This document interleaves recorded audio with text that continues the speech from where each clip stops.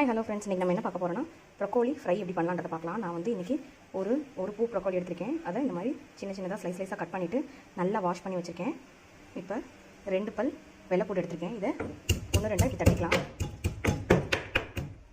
இந்த மாதிரி நச்சு வச்சாச்சு. இப்போ வாங்க எப்படி செய்யலான்றதை காமிக்கிறேன்.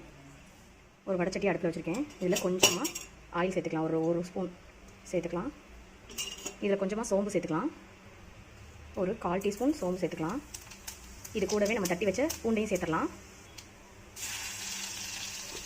கருவேப்பிலை ஒரு கைப்பிடி,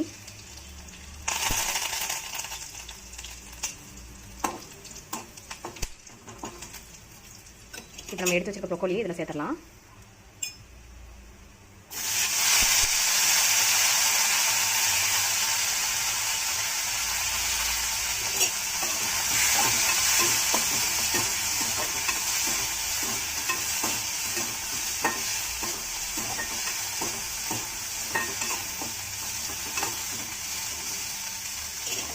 தேவையான அளவு உப்பு சேர்த்துக்கலாம். 1/4 டீஸ்பூன் மஞ்சள்தூள்,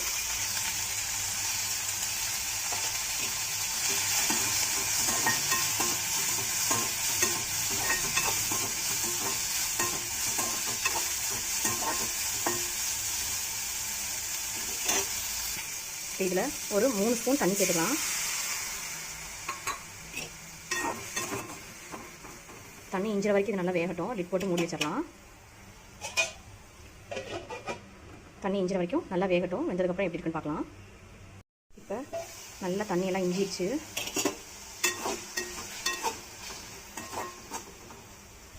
இப்போ இந்த ஸ்டேஜில் கொஞ்சமாக சீரகத்தூள் சேர்த்துக்கலாம். ஒரு 1/4 டீஸ்பூன் சீரகத்தூள், ஒரு 1/4 டீஸ்பூன் தனி மிளகாய்த்தூள்,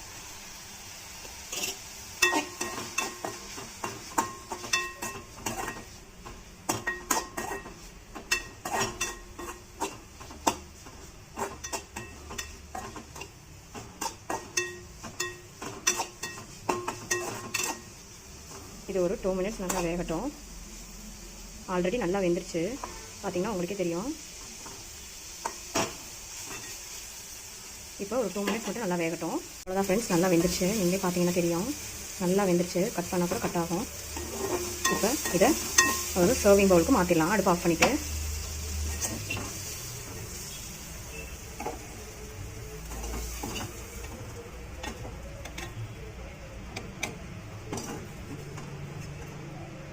அவ்வளோதான் ஃப்ரெண்ட்ஸ், நம்மளோட ப்ரொக்கோலி ஃப்ரை வந்து ரெடி ஆயிடுச்சு.